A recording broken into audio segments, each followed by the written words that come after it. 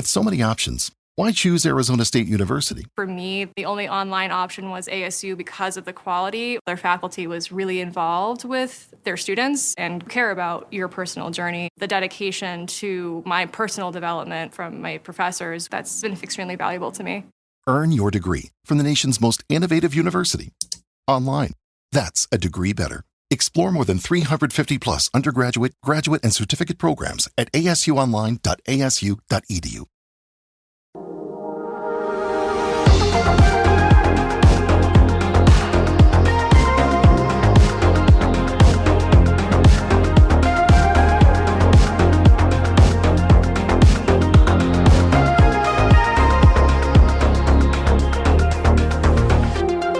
Good evening, everyone, and welcome to the Common Anomaly podcast, where every week we convene to explore the vast territories of the wondrous and the unknown.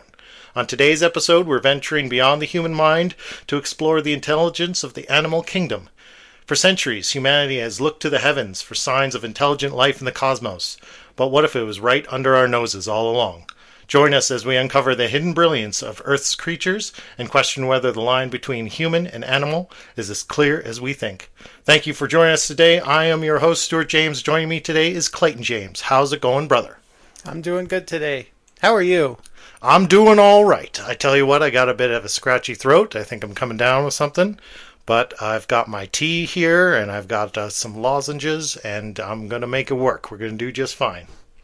So, what do you think about today's topic? Animal intelligence. We've talked so much about machine intelligence and AI and stuff. I thought, how about a bit of a palate cleanser? Let's talk about animals.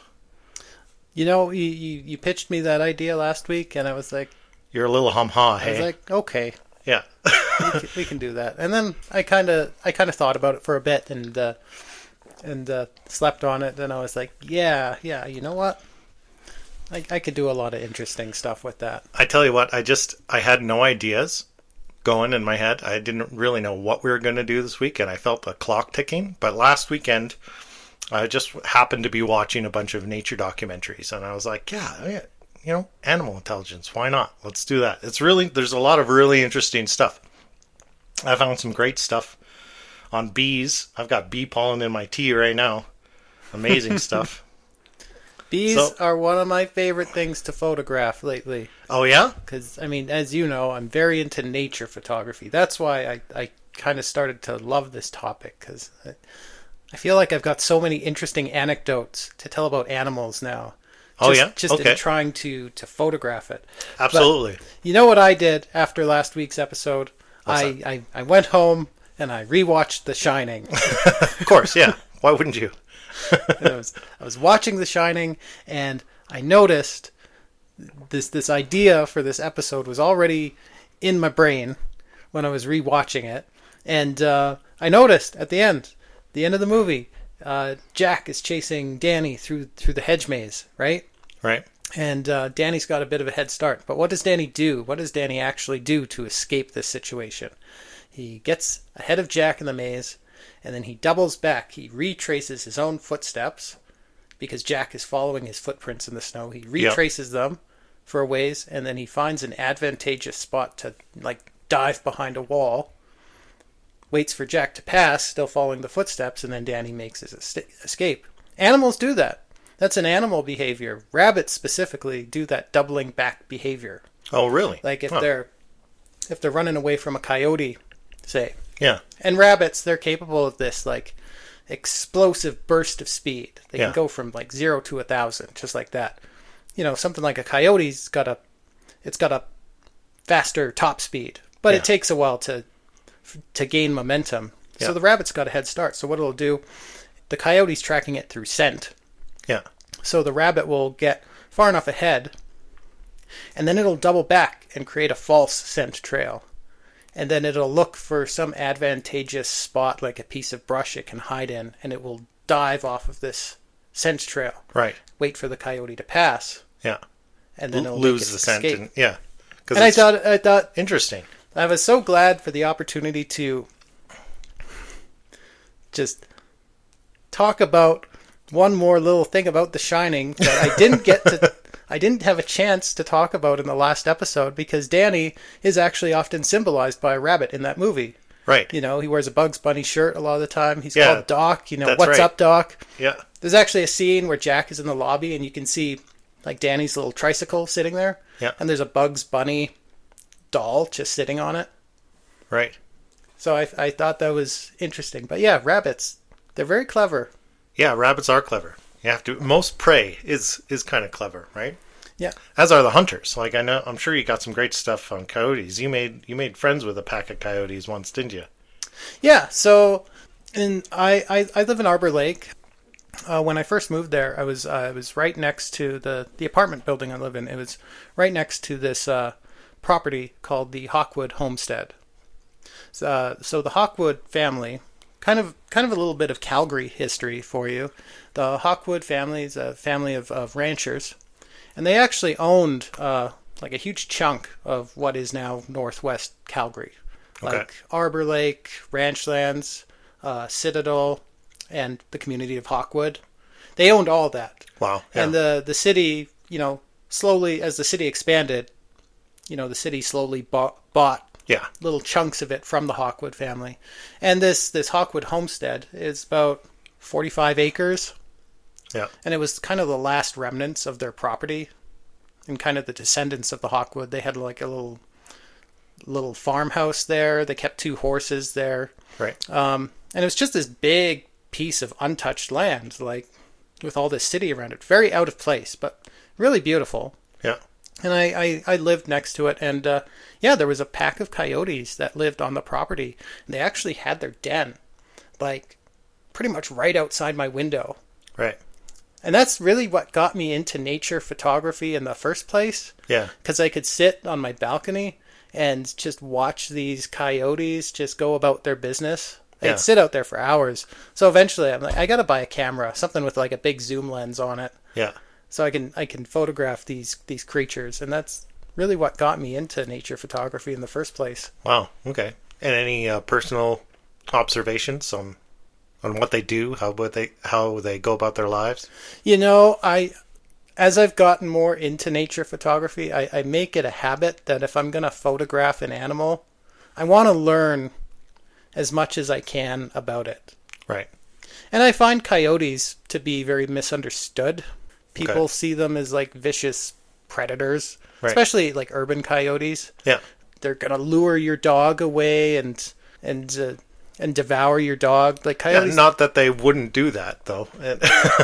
coyotes don't do that. They don't do that actually. Like, and most people think if a coyote's following you, they're stalking you. You're prey to them. That's actually not true. That's called an escort. Actually happened to me once because one time I was heading towards the train station. There's a little bike path kind of adjacent to that property. Yeah. And I'm walking down the bike path. It's like 5 a.m. Right. The sun's just coming up, and I hear these little noises coming from off the side of the bike path. Just these little squeaky noises.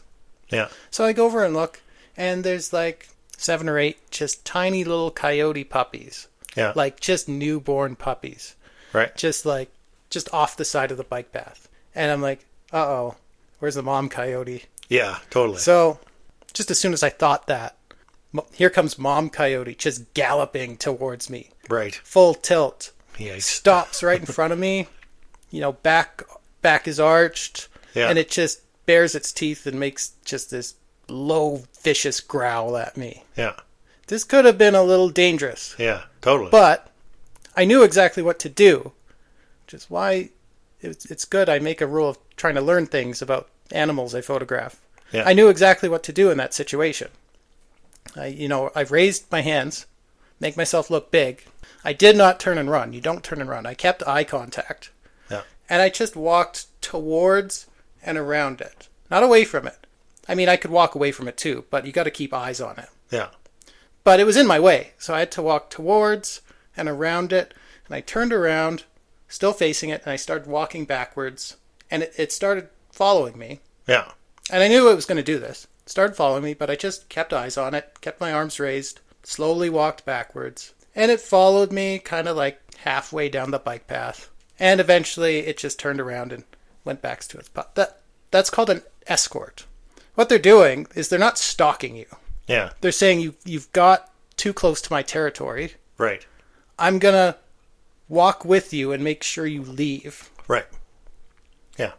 Because as soon as you get far enough away from... I'm gonna bring you to the kingdom gates and yeah, basically. push you out the door. As soon as they're satisfied you're far enough away from their territory and their family, they're not interested anymore. They're going to turn around and go the other way. I've had a couple experiences with coyotes, like similar to that as well, because obviously there's a lot of big parks in the suburbs here, and there's lots of coyotes. Mm-hmm. And particularly in the winter months, when I take Phoebe out for a walk, I remember one incident where it was really cold. It was like minus 40, and it had been like that for about 2 weeks. Mm-hmm. Like, so really dead of winter and during a really bad cold snap, which we weren't doing a ton of walks, but Phoebe was kind of going cabin fever, house crazy, you know? So I was like, okay, well, like, I'll just drive her to the park and we'll chuck the ball and I'll just let her run a bunch. So we did that, and I was just throwing the ball for her, and then I spotted a coyote. And so I quickly got her back on the leash. By the time I got her on the leash, I saw 2 or 3 more coyotes coming out from the bush. So I was like, okay, let's get out of here. And similar, like, kept eyes on, but just very quickly walked, because we were close to the exit. My car was right there. I got Phoebe into the car. And at that point, I had stopped watching what they were doing because I had to handle Phoebe. Yeah. Right? So I got Phoebe in the car, and I got myself in the car. And by the time I just kind of shut the door and, was seated in the car and trying to clock where these coyotes were at, they're actually surrounded the whole car. Mm-hmm. Like nose up to the window glass, Yeah. So, surrounded us. Like urban coyotes, sometimes they'll behave like that if they've gotten too comfortable with people. Yeah. I just figured they were hungry. Because people it's so cold and like food must be scarce. Yeah, people will feed them, and you're not supposed to do this because coyotes instinctively they're afraid of humans. Right. They kind of evolved to be afraid of humans. All wolves and coyotes and foxes evolved to be afraid of humans because the ones that weren't afraid were always the first to die. Yeah. But, if people start feeding them, they get used to humans. And that's when they get aggressive. And in that moment, they might have actually seen you as a source of food. Not as in they wanted to eat you or Phoebe. No. They probably thought, this guy must have some food. Humans have food. Right. And, if they're just kind of there and they're watching you, a lot of times they are just very much keeping an eye on you, making sure you aren't encroaching too far into their territory. Coyotes actually don't hunt in packs. They're solitary hunters. And they're like opportunistic scavenger. They won't actually actively hunt anything larger than a rabbit. Like a rabbit or a squirrel or a mouse. Yeah, because it's not worth the risk. The juice isn't worth the squeeze. Yeah. Like cats and dogs, if they find one that's already dead, they'll have at it, but they won't actively hunt them. Yeah. That's the thing about predators, is that they are inherently risk adverse because it's not worth getting injured for the sake of your prey, right? They're going to go for the easiest kills available. Yeah. Right? They optimize. Right? Yes. Yeah. Well, that's great stuff. I'm sure we'll circle back to dogs and canines a little bit throughout the episode, but what else have we got? What else can we talk about? I know you're a big fan of birds, like corvids. I know you love corvids, and they are one of the most intelligent animals on Earth. I'm a big fan of magpies. I find them to be very misunderstood animals, too. They can be such bullies, though. They are very misunderstood. I have a love-hate of magpies as well. They're beautiful birds. Yeah. Also a bird I'd love to photograph. Magpies will actually form friendships with coyotes. Like, mutually beneficial friendship. They'll kind of act as scouts and lookouts for coyotes as they're hunting. And, you see that with crows. They'll feed on whatever's left over from the coyote's kill. And so everybody might not be familiar with magpies. So why don't you tell us a little bit about what a magpie is exactly? Well, they're part of the corvid family of birds. You see them like all over the place here. Corvids being crows, ravens, blackbirds. Yeah. Crows, ravens, blackbirds, magpies. Actually, that class of bird is actually considered the smartest non-mammal species on the planet. Yeah. They're They have fantastic memories. yeah, they've got great many memories. They have something akin to language. Those squawking sounds they make. Yeah, they do really intricate chirping. They're very intricate and layered and have contextual and social cues built into them. They actually have names for each other. Yeah. They have a specific noise they make to refer to each other by name. Right. They a lot like dolphins do as well. They recognize themselves in mirrors, which is a sign of self-awareness. Yeah. So incredibly smart. They have very complex social structures. Yeah. They mate for life. A lot of debate about kind of how far their social hierarchy goes. They actually hold funerals for their dead. Yeah. Yeah, I can believe it. I've seen that a couple of times. Yeah, I actually saw that last week. We were walking the dog and just both Im and I were taking Xena out for a walk. And we were walking down the main boulevard here, and we just heard the most incredible racket of magpies. They're just going bloody murder, and we're like, what is this about? Like, why are they going crazy like this? And there was a dead magpie and squirrel in the road, like they'd just been run over. Mm-hmm. And it's almost like they were all, railing in outrage. Yeah. Over the death of their friend, Yeah. So the one I saw most recently was actually like on the Hawkwood property. Again, I hear this huge ruckus outside. I go to my balcony, and this is something else magpies do that I found very interesting. They actually have pit fights. Pit fights? Yeah, they'll all gather around in a circle, and two of them... Do like Fight Club? Yeah, two of them that I guess have some kind of beef with each other will just go at it. Right. They have they have pit fights. It's really something to see. And by the end of this particular pit fight, one of the magpies is dead. Wow. Yeah. So then they all gather in a circle around the dead magpie, and one of them will kind of stand in kind of a prominent position next to the body, and he'll start squawking like he's giving a speech or something. Right. And other magpies, they'll come and they'll actually lay offerings on the body, like little tufts of grass or twigs. Wow. Interesting. And they'll stand there doing this. Lasts for maybe like 10 minutes. And then they'll all fly off in complete silence. The one that was like giving the speech is the last to leave. And depending on the situation, this is often like the head magpie, the one that's at the top of their hierarchy. Yeah. Or it's the dead magpie's mate. It's one of those. Yeah. And then they'll all fly off in silence, and they will completely avoid that area, usually for months. Wow. Interesting. I didn't know any of that. And that's really interesting, because that's a very intricate funerary rite. Yeah. Isn't it? That's a whole ritual. And there's like all this debate over why they do this exactly. There's well, elephants do that as well. They'll mourn their dead and honor their dead. But I mean, there's a lot of debate. There's this biologist. I'm being too broad. He's a cognitive ethologist. Okay. I don't know what that means, but he studies animal cognition. All right. And he's kind of based in the University of Colorado. His name is Mark Bekoff, and he has something called Bekoff's theory of grief. So he argues that non-human animals experience complex emotions, grief, joy, compassion, just as profoundly as humans do. Yeah. And the counterpoint to that, a lot of other biologists will say, this is more practical. This gathering is more practical. It's basically a threat assessment. They found one of their own dead, and they've gathered around to survey the surroundings and see what the threat is. But you just said they do this right after their pit fight, so it's not like they need to assess what the threat is. Exactly. That's why that counterpoint doesn't really hold water for me personally. Yeah, and why would you lay offerings on the dead body? That what threat assessment does that accomplish? Yeah. Anyway, Mark Bekoff, he also he doesn't agree with that counterpoint. Actually, he calls that bad biology. Right. He says, well, it occurs to me that that's working from an assumed premise. Yeah. That that there would only be evolutionary practical applications because those emotions don't exist for that creature. Yeah. Right?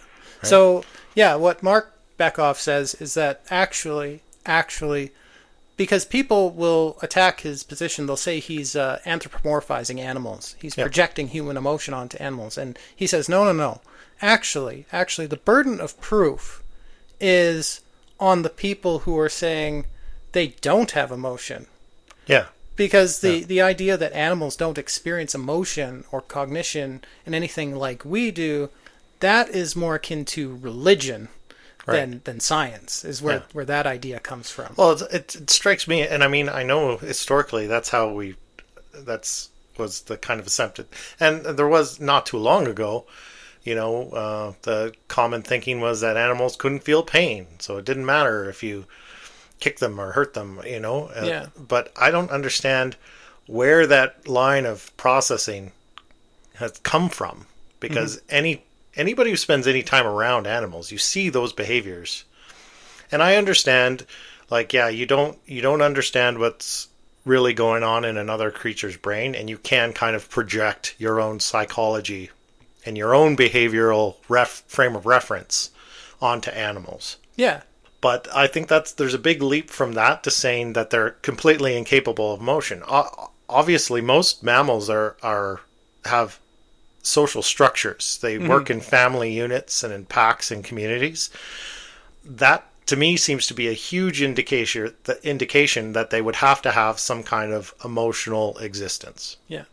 And going back to magpies specifically, I think it's fairly obvious to anyone who's, owned a dog or a cat or spent a lot of time around them that these creatures experience emotions. Yeah. I would say largely that's how we are able to communicate them, is through a common language of emotional awareness. Yeah.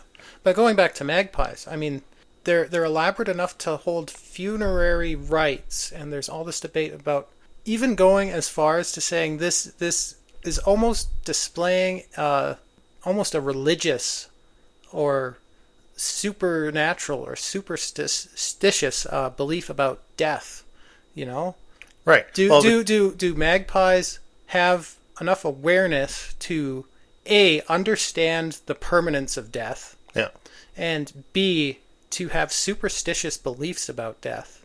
Right. No, it is a good question, because if you have a death ritual, right, why isn't it, if you didn't have any kind of perception or idea of, say, something like an afterlife, why would you bother with the rituals of death? Well, right? I suppose just from a perspective of mourning, of just understanding this was a member of our community, they're not here anymore. Yeah. From a practical point of view, you could say that strengthens social bonds between the remaining creatures members, that are still remaining. But interesting. It's still very hotly debated why this happens. But if you live in a part of the world where magpies they're all over they're not all over North America. They're in kind of northwestern North America, kind of where we are. Yeah. Don't really see them out east. You see a very similar species of magpie in Europe. Yeah, the Native Americans have a lot of folklore about magpies. They're seen as spiritual harbingers and fearless allies, which makes sense because they are definitely bold. Yeah. Yeah. Sometimes I would say they can be kind of bullies to other birds, to other smaller birds. I mean, you can say that about any species of bird that's true. Bigger than another species of bird. I remember one morning I was leaving to drive to work, and I saw a group of magpies, and they had all ganged up on a duck. Mm-hmm. There was a mallard duck. It was all on his own. And they were surrounding this poor duck who was just trying to find a way out of this situation without dying. But they were blocking the exit to the cul-de-sac. And I was just kind of parked there watching this whole thing go down in my headlights, thinking, I gotta get to work. But I felt really bad for this duck. I kind of chose my moment carefully to kind of edge the car closer so it would disperse the pack. Yeah. And it gave the duck a chance to get away. I actually saw something kind of the opposite of this on the Hawkwood property. I actually have video of it. There's this hilarious video I was watching. There's like a group of magpies, and this little rabbit was kind of chasing them around. There was like 10 magpies, and this little rabbit kept kind of chasing one of them around, and then running away, and then coming and chasing them around. It's like playing tricks on them, and these magpies were getting so frustrated, right? Because they couldn't catch up to this rabbit. Yeah. Yeah, it's really interesting. And I mean, one of the things that sparked this interest for this episode for me last week is, I don't know if you noticed on Facebook, but I posted this article about octopuses building cities, which octopuses are very solitary creatures. And there's no maternal instinct there. They don't rear their young. So an octopus, when it's born, it's got to learn very quickly, because it's basically on its own from day one, right? They're not typically super social creatures, but there's this new phenomenon happening with them, and I believe it's off the coast of Australia. Yeah, they found that there's these several areas near these reefs where octopuses have begun to congregate in groups. And I believe it's around shipwrecks or other things that have kind of landed on the ocean floor, and they're kind of retrofitting this junk at the bottom of the ocean into little communities with little habitation, little cubbies, little households, and they're communing together and starting to maybe show signs of working collaboratively, which would be an evolution. It sparked a memory of an article I read years ago about how chimpanzees have entered the Stone Age because they're tool users, which again was something before, Jane Goodall. We didn't think apes were capable of this, of using tools. Well, octopuses can use tools too. They're actually really really smart, and this is well documented. Like I think it's less than 0.2% of the creatures on Earth have this ability of tool use. Yeah. It's a very important thing and a very strong indicator of advanced intelligence. Yeah. And octopuses, I just want to clarify, because I know I'm going to catch flack for this, because a lot of people say it's octopi versus octopuses. I looked it up.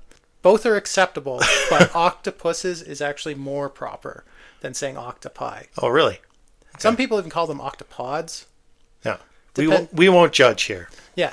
Anyway, I'm going to stick with octopuses. Anyway, so octopuses, they lack the kind of manipulative digits, the dexterity to fashion tools. Right. But if you give an octopus a tool, it will figure out how to use it.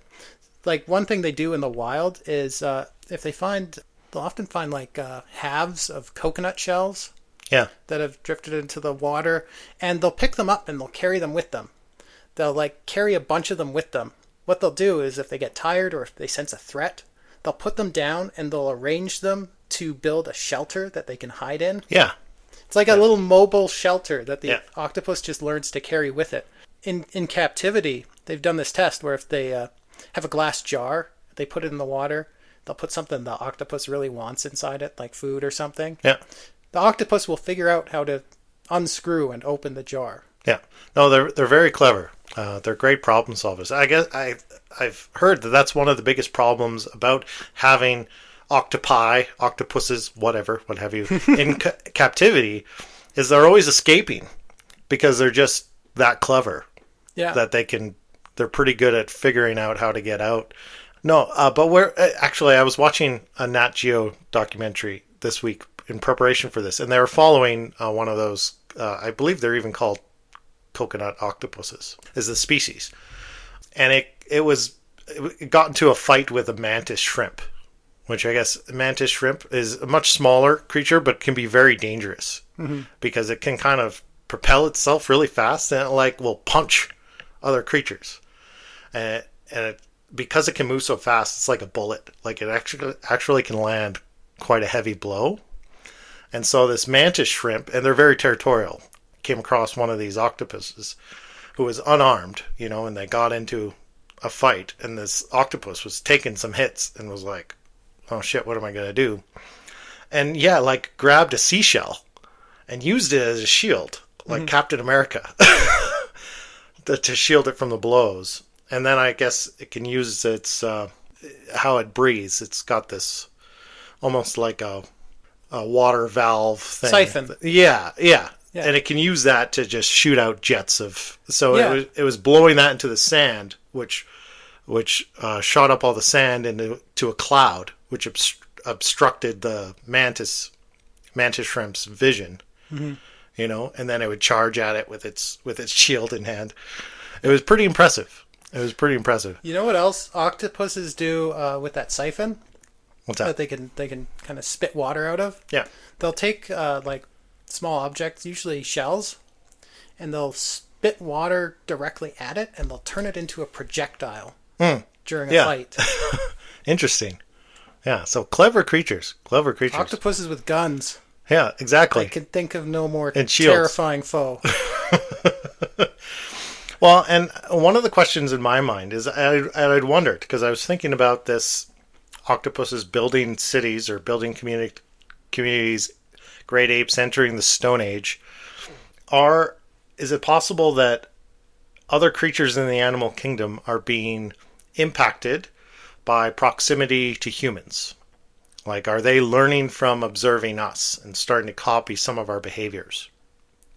You know? Right? And I actually found that this is quite true. There's a lot of evidence for this. Going back to corvids, crows, and magpies, that, studies have found that corvids that live in cities where humans habitate are a good deal more intelligent than their cousins that live in rural areas. Because there's certain environmental challenges in cities that they have to navigate. They have to problem solve a lot more to get food. You know, they have to figure out how to open a garbage can. You know, it's the same with raccoons that live in urban areas. They're smarter because they're being challenged by the environment, by cohabitating with us. It's the same with lab rats. Lab rats, it's like we're forcing their cognition to work hard, right? By putting them through mazes and giving them challenges and testing the limits of their cognition, we're actually pushing it forward for them.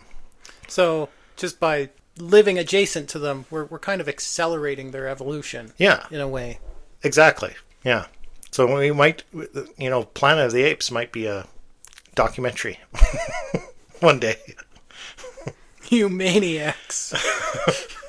Maybe we will nuke ourselves and 1,000 years from now it will be Planet of the Apes. It's totally possible. You heard it here first, folks. But what are the animals learning from us? I guess we won't know for sure until we can talk to them. Do you want to talk about whales? Sure. Yeah. I actually don't have a ton of stuff on whales, but yeah, if you've got some stuff on whales. So there's this really interesting non-profit project going on right now. Just started in 2002, 2003. It's called SETI. Not that SETI. The other SETI. This is the Cetacean Translation Initiative. And this was started by a man named Dr. David Gruber. And he is a biologist and he is an explorer for National Geographic. Yep. Anyway, he's partnered up with MIT, Harvard, UC Berkeley, Google, and he set up this project in Dominica where I guess sperm whales often congregate. And what he's trying to do is he's gathered a bunch of, marine biologists, machine learning experts in robotics, experts in acoustics, linguistics, and cryptography. And what he's trying to do is kind of leverage machine learning, artificial intelligence, to translate whale song into a language that we could understand and potentially have a two-way conversation with. Right. Because whales have incredibly elaborate languages. They communicate via these complex songs, or they're called codas. They actually have a phonetic alphabet, and with variations in rhythm and tempo. Yeah, they're projecting before the year 2030, they should be at a point where they could actually have a two-way dialogue with a whale. By 2030? By 2030. Wow. Maybe Wouldn't that even be sooner. interesting? But there's a lot of like ethical debates about this, because it's one thing to like translate whale song into something akin to a language we can read, like translate it into English. That's one thing. But actually having a two-way conversation, there's a lot of debate about interfering in that way. I'm not sure I understand why. Because we'd be... How would that be more... It's kind of like the Prime Directive in Star Trek. You know, should we interfere with their society? How would that be more disruptive than how we already interfere with their environment and their existence? And that's one of the that's also one of the things people are afraid of when we damn near that, what are they going to have to say about us? How many complaints are they going to have about us? They'll be like, finally, they understand. Here's a list of grievances. Yeah. Yeah, it might be very enlightening. You're going to reference Star Trek 4, aren't you? Actually, I wasn't even. Did you watch? Did you listen to that episode of John Michael Gaudier of Event Horizon? Probably. I've listened to so many of his episodes. It was a whole thing. It was a week or two ago, and it was I didn't listen to that. Oh, I sent you, or I mentioned it to you because we were working up to this episode, and he had a great episode about bottlenose dolphins. Mm-hmm. And he, as a framing device for the episode, he used Star Trek 4, and it was like an interesting question. What if aliens show up one day and they don't want to talk to us? They want to talk to some other intelligent species on the planet, right? Which I thought was a really clever framing device. Just like Star Trek 4. Yeah, exactly. Yeah. If you don't, for those who know, you know. If you don't know, go watch Star Trek 4. It's the best one. I disagree that it's the best one, but it's my favorite. It's my personal favorite. Wrath of Khan. But anyway, better. whales. That's really interesting. That would be really cool. Yeah, I wonder what whales would have to say. And actually, it's interesting you were talking about aliens, because I was actually listening to Isaac Arthur this week, and he has this episode called I think it's an episode called Cryptic Aliens, where he's talking about, you know, if we encounter alien life, intelligent alien life, how would we even learn to communicate with them? Yeah. We would have no point of reference.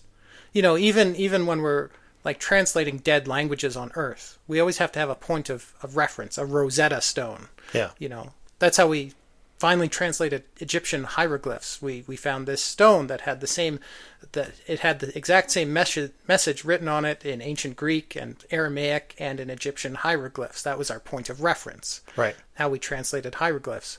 With aliens, we would have no point of reference. Yeah. But he was talking about how you can actually do a lot without that reference point. And this is why all these, he's involved cryptologists in this SETI project. Right. Because frequency analysis is a big part of cryptology.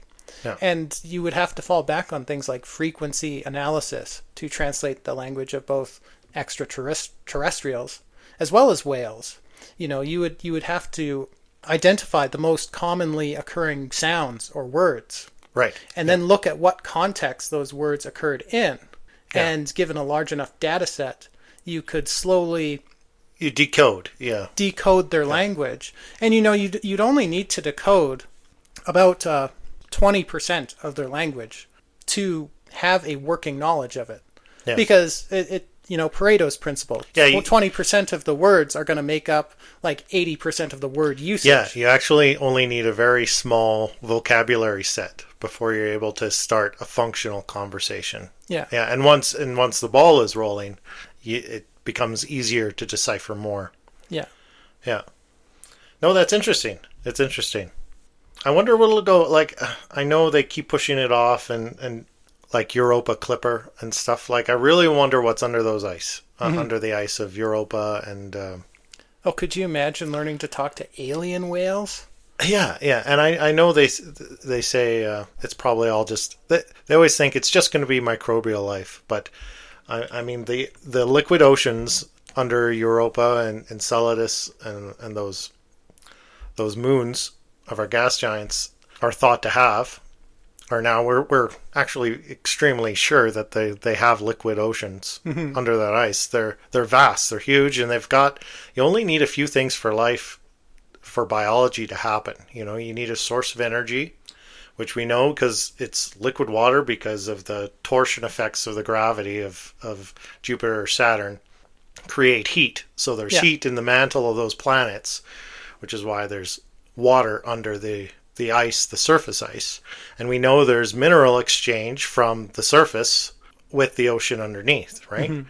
So all you need is that movement and that heat, energy and movement. Yeah. And then that creates the interactions that you need to create life. I don't know. I think there could be a lot more developed life in those oceans than we think. We see it around deep ocean vents on our own world. Why wouldn't it exist? And we found it in deep lakes that have been frozen in permafrost, and in Russia and in the polar regions on Earth. Why wouldn't we find it on another planet? Yeah. No, I think there's a lot more life out there than we suspect, and in terms of the life that's there, I think it's far more intelligent than we give it credit for.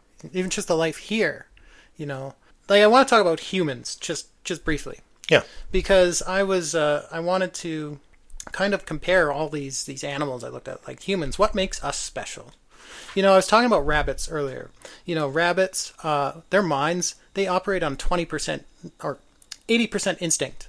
But 20% of it is they're actively thinking. They're scanning their environment. They're planning. Yeah. Octopuses, kind of the opposite.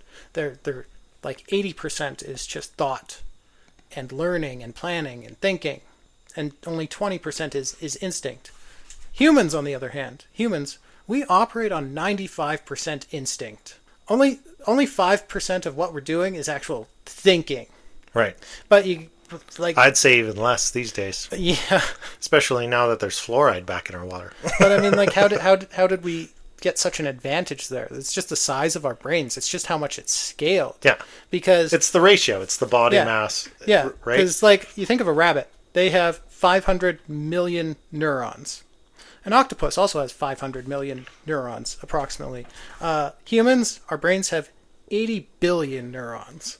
Right. So that is many orders of magnitude. So we can do a lot more with that 5%. But at the same time, our instincts are very strong.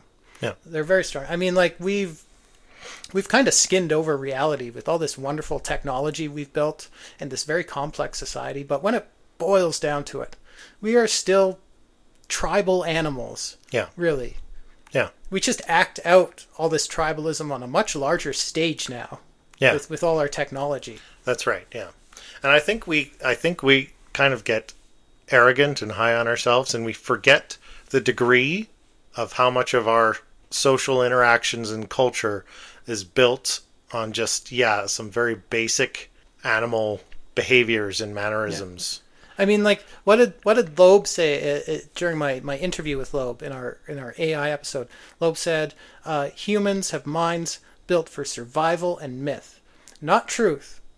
You could argue that something like a rabbit has a mind more geared towards truth than a human does. Yeah. We're just scaled up larger. Right. Interesting. Well, when you bring up the size of the brain, one of the things I looked at within the animal kingdom was insects, in particular ants and bees and kind of hive insects. Mm-hmm. Because, I mean, how big can an ant's brain be or a bee's brain be, Not very big. But they are some of the most intelligent creatures on Earth as well. And it seems to be that's born out of their social cohesion. It's more... They have a culture of a superorganism. Yeah, like each one of them has a job to do, a very specific job to do. And individually, they're not that bright, but you could consider, each individual bee in a hive as kind of like one cell in a larger like a brain. neuron in a brain. And collectively, they're considered incredibly intelligent. Yeah, and they even display behaviors in a hive sense rather than an individual sense. Yeah. A lot of the time. And I mean, and they're very sensitive to human emotional cues. I had a whole section here on how bees perceive humans and human emotion. And they can read chemical cues like stressors. They can detect stress in our breath and our skin chemistry because they have super sensitive olfactory systems. even just movement and energy, agitated or erratic human movements can trigger defensive behaviors, and calm, deliberate actions can soothe them. They're sensitive to electromagnetic fields. Emerging research suggests bees might sense subtle shifts in our body's electromagnetic field, which changes with emotional states. So it's almost like the beehive can collectively sense your aura and your intention as you interact with them. Mm-hmm. I thought that was fascinating, especially with a lot of the stuff we've talked in other episodes when we've talked about hauntings and stuff. Yeah. And how consciousness might function on this electromagnetic spectrum, right? And that consciousness itself could be a field. And maybe our brains, these our squishy computers, are just processors or receivers for a field of consciousness. Right, going into the panpsychism conversation. Yeah, I won't rehash all of that again. People can listen to previous episodes, but I thought I saw a connection there. And when we're talking about the intelligence of other organisms, if you look at it from a panpsychic perspective, it's less about that intelligent quotient and how big your brain is, but it's how attuned to that field can you be. Yeah. Right. And did you know? I've got a good story here. Did you know about this ritual, the tradition of telling of the bees? No. So I guess beehives can be extremely disrupted and can even die if the beekeeper dies. They can stop honey production, they might leave the hive, or the hive could die. This is something that's documented. It happens when the beekeeper dies. Mm-hmm. So there's a tradition that emerged in Western Europe and colonial America called the telling of the bees, where the new beekeepers or whoever is taking over has to inform the hive of the passing of the previous beekeeper. That's wild. Yeah, and so the way this works is they'll approach the hive, they'll gently knock on the hive, and then drape it in black cloth, and they'll actually just directly speak to the beehive and tell them, your old master is dead, but you're safe and please stay in the hive. Your new master is going to take care of you. And it's, I guess, led to a better rate of success when transferring to new beekeepers to keep the hive going. That's really interesting. I've actually got a story here, an anecdote. In 1956, at the funeral of a beekeeper, John Zepka, in Massachusetts, mourners reported that swarms of his bees gathered peacefully around the tent and floral sprays of the funeral. They didn't sting anybody or disturb anyone. They simply stayed close as if paying respect. Isn't that interesting? That's interesting. Right? Bees. Very interesting. But, you were talking about kind of how consciousness, it exists on this spectrum, this electromagnetic spectrum. It's interesting because I think there's so many stories and there's so much mythology about kind of animals of all types having kind of senses of things that are spiritual, even precognitive abilities, right? And a lot of this, there's actually a lot to some of this. I wanted to just briefly convey a story that's like big on the internet right now. It's completely bunk. It's complete fake news. Okay. There's this story. It's getting really popular on TikTok of like animals leaving the Yellowstone Park in large numbers in 2025. Do they know something we don't? Is Yellowstone about to erupt? Right. This story is complete fake news because most of the footage you're seeing, it's recycled from other areas, completely different times, or it's completely AI generated to begin with. There's nothing to that. There's no animals en masse leaving Yellowstone. Right. But there was an actual incident last year in 2024. This was in Biscuit Basin in Wyoming, which is part of the Yellowstone complex. This wasn't an eruption, but it was an explosion. There was just a buildup of underground gas, and it caused this huge explosion. Like methane or something? No, it was basically just like superheated steam. Okay. Built up really fast and caused the ground to just explode. Okay. And destroyed a boardwalk, destroyed part of a parking lot. Flung debris 600 feet in the air and flung debris as far as half a mile. Big explosion. But like hours and hours before this explosion happened, there's actual documented reports. all the animals cleared out of the area. Right. Like they knew it was about to happen. Yeah. There was no sensors or there were detectors that were warning this explosion was going to happen. Yeah. We didn't know it was going to happen. Could but that the be animals know.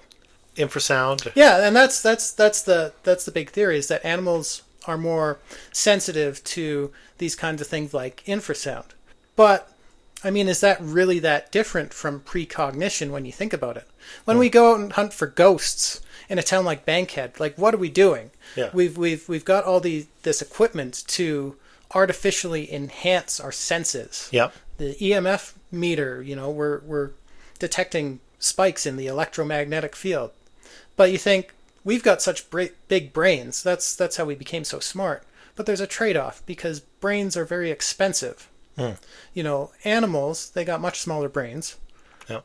But they have they might be these more incredibly heightened senses. Yeah, they might be much more attuned to these subtle energies and perceivable fields and things that maybe we're sensitive to them as well. But yeah, and we were talking about this before the show started, that maybe our high reasoning capabilities get in the way of that attunement. Yeah, and that's why there's so much mythology about animals basically being closer to the veil.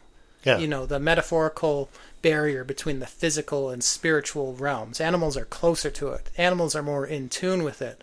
Kind of like similar to children. People say the same thing about children. Yeah. They're less encumbered by all they're the trappings of our world. Yeah, they're less encumbered by rationality or ego. Yeah. And they spend much more time exercising their imagination and being in the moment. Yeah. As well. It made me think of what do we do in our spiritual practices, right? When we're trying to get close to spirit, or like you say, thin the veil a little bit. What do you do when you meditate, right? You try to clear your mind, you try to declutter, and you try to attune your senses to a base level of what's going on around you. We were talking before the show started about the flow state. Mm-hmm. How athletes and people in competitive sports of various kinds, whatever the task is, try to get into this zone called the flow state, where basically things are happening automatically. You're not thinking, right? And that's where you perform optimally, right? Yeah. You're the best driver. When you're on the road driving to work, you're the best driver when your mind is somewhere else daydreaming, because you're basically doing everything on autopilot, right? Mm-hmm. And we'll do things. We'll do spiritual practices, breathing exercises, use music and drumming to kind of achieve this brainwave state, to be in this zone. And I feel like that we're just trying to break past our high reasoning capabilities to get to that state. Animals are probably in that state all the time. Yeah. Right? And that's where they exist. And I think it's funny, that's where we go to try and achieve peak performance in athletics. That's where we go to try and connect to spirit and spirituality and to meditate. Do you know what I mean? I'm losing my train here. But is any of this ringing true to you, or am I just off in my own world here? So animals are better drivers than No, I get where you're going. Have you been on Deerfoot lately? Yeah. But I think there's, going back to kind of the paranormal angle on this, there is the explanation of like animal precognition. They have heightened senses. They're hearing infrasound, they're sensing vibrations in the ground that we can't detect. I think there might be more to it than that. I have an anecdote I want to share that just makes me feel like there's more to that. Where else the veil is thinner. When we go to sleep, that's where the veil is thinner. And that leads to things like astral projection or lucid dreams or shadow people. Yeah. Going back to, you and I had a whole episode on shadow people, and I really liked it because that's an experience I can relate to. I occasionally experience sleep paralysis, where I feel like there is some sort of entity in the room holding me down, right? Almost like it's trying to suffocate me. And I was, this is while I was living next to the Hawkwood property, where the little pack of coyotes was outside, and I remember I had one of these experiences where I felt like I woke up, but I was paralyzed, and there was some sort of entity or creature or something in the room holding me down. Yeah. And this is, for anyone who's experienced this is a terrifying experience. Mm-hmm. Yeah. And I was really trying to struggle against it, but I couldn't move. And then I hear something that almost sounds like sirens, just getting closer, off in the distance, getting louder and louder. And the louder it gets, the more this creature or entity that's holding me down starts to dissipate. As this sound is getting louder, the creature is starting to fade. Right. And finally I get up. I get up out of bed, and I can hear this noise. And I look out the window. The whole pack of coyotes is right outside my window, just howling right into my window. Really? Really? Yeah. Wow. That's creepy. And you hear That's wild. You hear stories like that all the time, like in houses that are supposedly haunted. Animals like dogs and cats, they'll start barking at nothing. Yeah. Or they'll start hissing at like a corner of the room, but there's nothing there. Nothing they have there, no reason to be hissing at it. Yeah, that's It's like right. they can see some presence that we can't. Yeah. Yeah. Well, cats are demons, in my opinion. We've talked about a lot of different smart animals, but I think cats get their power from hell. What's your source on that? It's, you know, it's I commonly known. just don't like them. Commonly known, cats are evil. I just don't like them, so they're from the cat, clearly. No, I love cats, but yeah, I think they're demonic creatures. Okay, well, we're at a really good time. Is there anywhere else you want to go, or should we should wrap things up?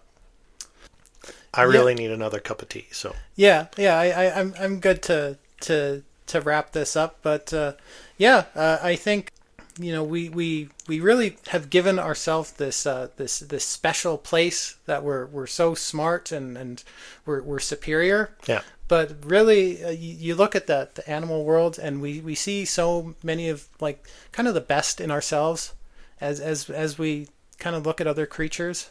Yeah. And they're smarter than we think, and I think I think we don't give them enough credit, for sure. Yeah, especially just the more you start looking at this, it just blows me away every time. Yeah.